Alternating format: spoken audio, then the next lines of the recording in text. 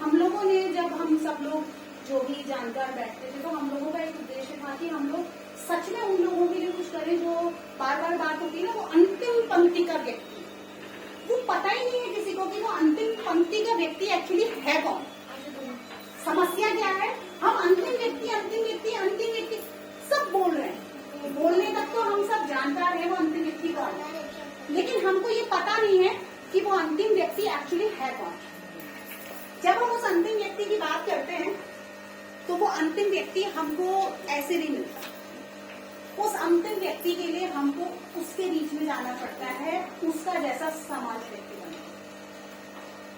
जैसे जुयाल जी कोशिश करते हैं अंतिम व्यक्ति तक पहुंचने की, मैं जैसे मेरा कार्य है एंटरप्रेन्योरशिप को बढ़ावा देना, स्वरोजगार गतिविधियों को, तो मैं भी कोशिश करती हूँ कि मैं ऐसी महिलाओं के बीच में जाके काम करूँ जो सच में सिर्फ 1 लाख होगा, जिसके लिए 1 करोड़ के बराबर हो और जिसके लिए काम शुरू करना एक बहुत बड़ी बात हो और हम उसकी मदद कर पाए, तो शायद हम उस अंतिम व्यक्ति को पकड़ने की कोशिश कर पाए। तो ऐसे ही काम करते करते दिमाग में विचारधारा चलती रही। पहले सोचा कि रिटायरमेंट के बाद इस काम को शुरू करेंगे, फिर लगा नहीं, किसी भी चीज के लिए कल करना ठीक नहीं है। काल करे सो आज कर, आज करे सो आप, कल में पल्लाई होगी वो नहीं करेगा कल। तो हम लोगों ने ये निर्णय लिया कि हम अभ्युदय की स्थापना कर देते हैं, क्योंकि अभी बीज बोएंगे तो जड़ पकड़ने में, वृक्ष होने में भी रिटायरमेंट तक वो एक शिशु के रूप में हमें मिल जाएगा, तो हम और खुल के काम कर पाएंगे। तो हम लोग बेसिकली इस संदर्भ में काम करेंगे। हम सोसाइटी का ऐसा कोई भी व्यक्ति जिसको हमारी किसी भी तरह की आवश्यकता हो, हम उसके लिए खड़े हैं। कोशिश करेंगे कि हमसे लोग जुड़ें, चाहे वो गरीब लड़कियों का विवाह हो, चाहे किसी वृद्धाश्रम से जुड़ना हो, चाहे महिलाओं को स्वरोजगार से जोड़ना हो। और मैं महिला होकर सिर्फ महिला की बात कभी नहीं करती। मेरा मानना है कि समाज का वो हर व्यक्ति जिसको अपनी आजीविका के लिए स्वरोजगार या किसी काम की आवश्यकता है जिससे वो अपनी रोजी रोटी शुरू कर सके, उसके लिए हम काम करें। तो हम लोगों ने इस विचारधारा से इस अभ्युदय फाउंडेशन को शुरू किया था। तो हम लोगों ने इस अभ्युदय फाउंडेशन को अभी पिछले साल ही रजिस्टर किया है और इसमें हमने सबसे पहली ट्रेनिंग बबीता के ही एक क्लू पर की थी, जिसमें हमने गोबर के दिए बनाने की एक ट्रेनिंग दी थी, जिसमें काफी लोगों ने एक्टिवली काम किया था। उसके बाद कुंजा एक गांव है, जब हम वहां जाते हैं कोटा के लिए, तो कुंजा एक ऐसा गांव है हमारे देहरादून का, जिसके लिए मुझे बड़ा अफसोस हुआ जब मैं पहले ट्रेनिंग में गई। बहुत इंटीरियर में नहीं है वो गांव, लेकिन इतने साल हमारे उत्तराखंड बनने के बावजूद कुंजा गांव में एक भी सरकारी ट्रेनिंग नहीं पहुंची थी। ये बड़े ताज्जुब का विषय था।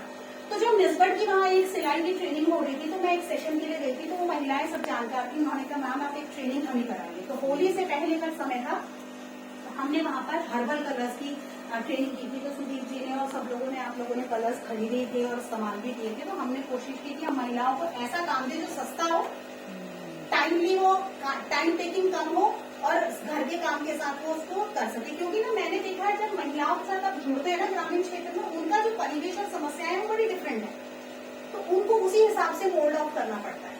तो उसके बाद हमने फिर अभी एक और ट्रेनिंग की थी।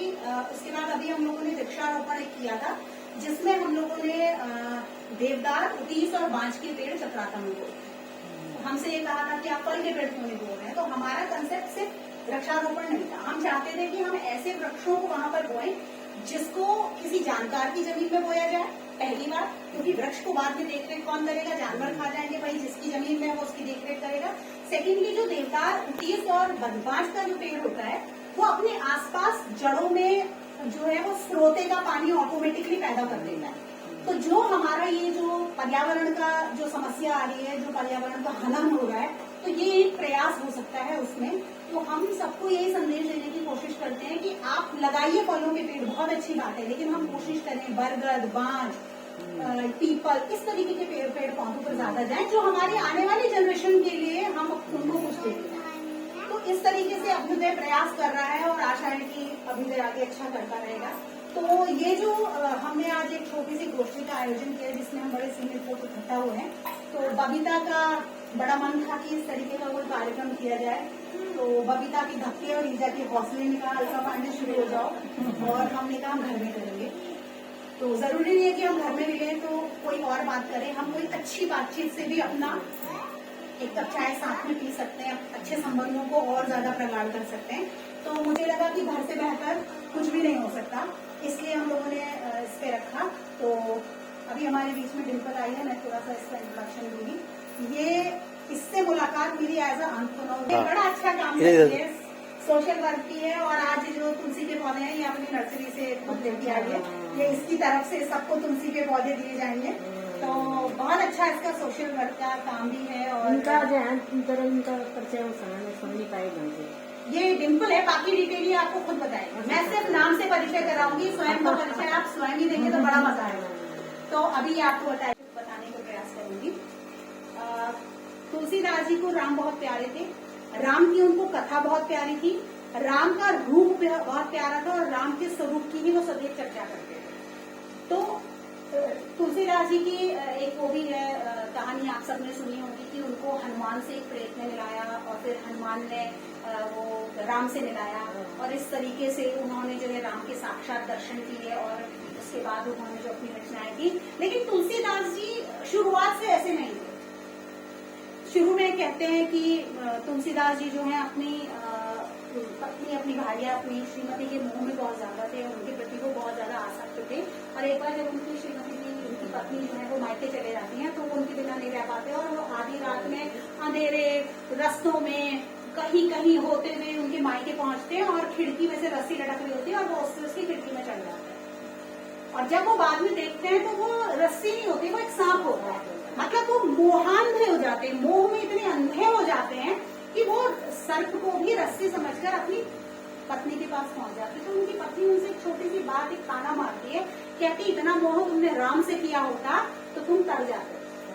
उस दिन तुलसीदास जी को थोड़ा सा कहीं एहसास हुआ और उनकी जीवन की दिशा बदल गई। उसके बाद ये वाली कथा है, प्रेत ने उन्हें किस तरीके से हनुमान जी के दर्शन कराए। कहते हैं कि वो रोज प्रातःकाल शौच के बाद अपना शौच का बचा हुआ पानी बिच्छू की झाड़ी में डालते थे। वर्षों बीत गए तो उसमें एक प्रेत मुक्त हुआ, उसने उनको उनसे दर्शन देके कहा कि भाई आपने मेरा उद्धार किया। तो उन्होंने कहा मैं आपके लिए क्या कर सकता हूँ। उन्होंने कहा मुझे हनुमान जी के दर्शन करा। तो उन्होंने कहा हनुमान जी ऐसे नहीं मिलते हैं। फिर उन्होंने बताया कि भागवत की राम कथा जहाँ पर बोलोगी वहाँ पंडाल में कोड़ी आएगा, सबसे पहले आएगा, सबसे आखिर में जाएगा और एक कोने में बैठा रहेगा, उसके पास कोई नहीं जाएगा। उससे कंबल उड़ा होगा और उसके पैर पकड़ लेना, उसे छोड़ना है। शुरू में वो कहेगा कि भाई मुझे छोड़, लेकिन उसे छोड़ना नहीं। तो ये जाते हैं वहाँ राम कथा में, देखते हैं एक कोड़ी आया है, बहुत ही बुरी शारीरिक स्थिति है जिसे देखकर हम घृणा का भाव रखें। उस स्थिति में वो है और उसने कंबल उड़ा है और वो आकर कोने में बैठता है कथा सुनने शुरू होने से पहले और कथा के सबसे बाद में जाता है। तो ये उसके पैर पकड़ लेते हैं। तो हनुमान जी कहते हैं भाई तो लेकिन करो। उसके बाद हनुमान जी के दर्शन होते हैं, घाट पर होते हैं, चंदन दे रहे होते हैं। फिर वो तोता बन के कहते हैं कि भाई जिसके गलत लगा रहे हो वही रघुवीर है। और इस तरीके से राम दर्शन उन्हें होते हैं। तो इनका जो यू टर्न लाइफ का आया वो श्रीमती के सटायर से, एक कटाक्ष से आया।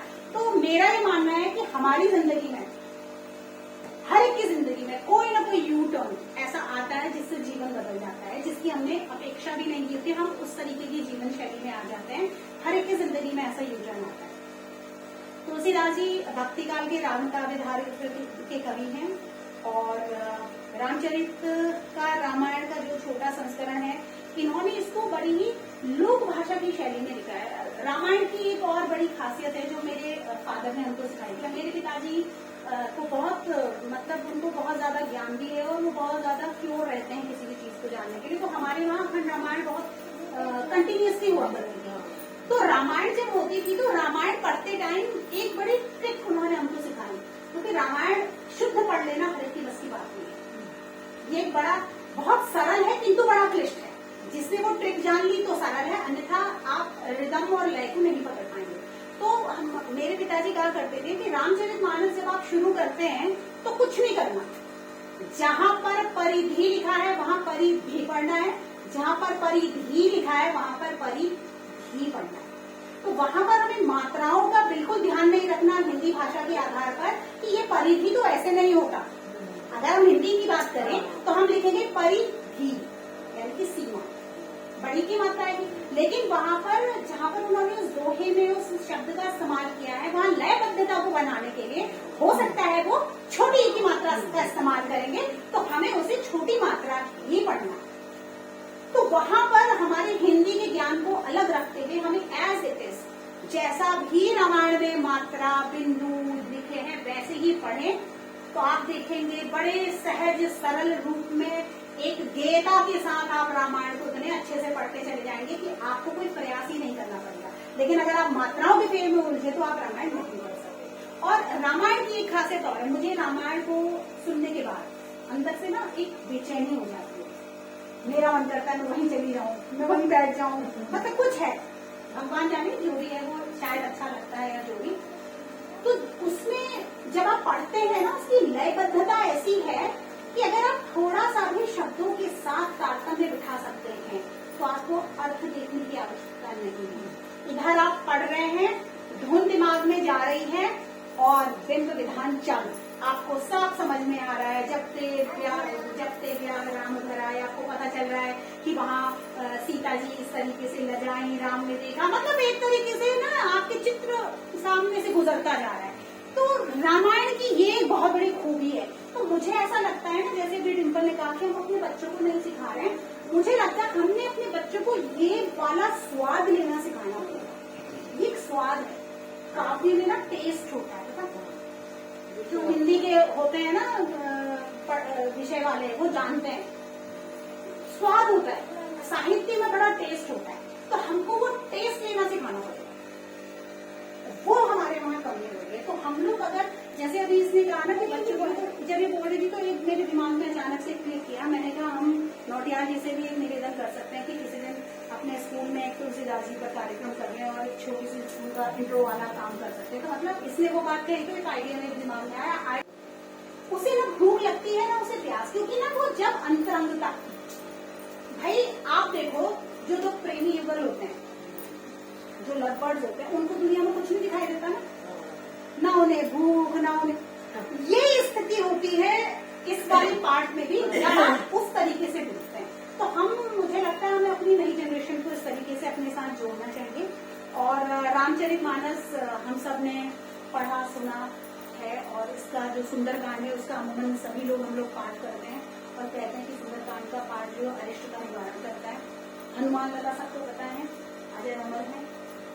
आपकी इतनी इच्छा शक्ति और आपका इतना तेज होना चाहिए और इतनी प्रबलता होनी चाहिए आपके भाव में, उनसे आतुरता, प्रबलता नहीं, आतुरता होनी चाहिए कि आप उनको देख सके, उनसे मिल सके। क्योंकि भक्ति में आतुरता होना बहुत आवश्यक है और विनय के साथ आतुरता होगी तभी शायद हम वहां पर पहुंच पाएंगे। तो ये जो शब्द हैं तभी तो हम क्या कह सकते हैं, ऐसे व्यक्ति के लिए सूरज को दीपक दिखाने के समान है। लेकिन हम खुशनसीब हैं कि आज हम तुलसीदास जी की जयंती पर इस कक्ष में बैठकर कुछ अच्छा चिंतन मनन कर रहे हैं और कुछ अच्छी बातें कर रहे हैं। 4 लोग बैठकर बातें तो करते हैं, जरूरी है गप्पे मारेंगे, 2 लोग बैठेंगे, विचारों का आदान प्रदान होगा। लेकिन मुझे लगता है अगर ऐसा हम हेल्दी डिस्कशन करेंगे, ऐसा अच्छा प्रभावशाली और अच्छा अपने मानसिक स्तर को बढ़ाने वाला चिंतन मनन करेंगे तो मुझे लगता है हमें अच्छा लगेगा और हम राम से कहीं ना कहीं जुड़े रहेंगे। इसलिए तो कम से कम जुड़े रहेंगे कि साल में एक बार तुलसी जयंती आती है और उसे हम तुलसीदास जी को याद करते हैं। बताया कि मेरी जिम्मेदारियां क्या है और मैं उनका निर्वहन कैसे करूं, मतलब विषम से विषम परिस्थिति से निकलकर अपनी जिम्मेदारी का निर्वहन कैसे किया जा सकता है, उसका उदाहरण है। तो मेरा अगर प्रेरणा स्रोत ही राम होगा तो मुझे नहीं लगता कि मैं अपने जीवन की विषम परिस्थितियों से लड़ नहीं पाऊंगी। मुझे लगता है मैं इतनी अच्छे से उन परिस्थितियों से निकल जाऊंगी और बड़े सकारात्मक रूप से निकल जाऊंगी। तो मुझे लगता है ये एक बहुत बड़ा संदेश हमारे तुलसीदास जी का समाज के लिए था कि राम को आपने अपने आराध्य के रूप में तो देखना ही है, लेकिन राम से ये भी सीखना है कि मुझे अपना जीवन, अपना आचरण, अपनी जीवन शैली कैसे रखनी है और अपनी जिम्मेदारियों के साथ कैसे ईश्वर प्राप्ति के मार्ग पर आगे पद जो है आगे बढ़ना है कि आप इस कार्यक्रम में आए। आप सब लोगों ने मेरी कहीं पर इस कार्यक्रम में सम्मिलित हुए, इस कार्यक्रम की शोभा बढ़ाई और मैं तो बहुत आभार व्यक्त करती हूँ। और बाकी तो सब आप अपनी अपनी बातें कहेंगे। मैं तो सिर्फ तुलसीदास जी के बारे में, उनके जन्म के बारे में बता सकती थी, बाकी मैं और कुछ नहीं बता सकती थी। तो मैं आप चाहूंगी कि आप सब अपने अपने विचार थोड़े थोड़े रखें और हम सब लोग अपने एक दूसरे के विचारों को बांटें और कोशिश करेंगे कि हम हर वर्ष इसी तरीके से तुलसीदास जयंती अभ्युदय के बैनर पर जरूर मनाएं। अगली बार हम कुछ विशेष करने की कोशिश करेंगे। अभी मैं बबीता ने जब मुझसे कहा था तो मैं बबीता से यही कह रही थी, आज हम उनकी जीवन परिचय की बात करते हैं। अगली बार हर व्यक्ति पद तैयार करके लाएगा, भाव और संगीत के साथ वो अपने पद को सुनाएगा, तो हम शायद किसी और दुनिया में थोड़ी देर होंगे जो बड़ा आनंददायक होगा। तो मैं निवेदन करूंगी जुलाल जी से कि वो अपनी बात कहें।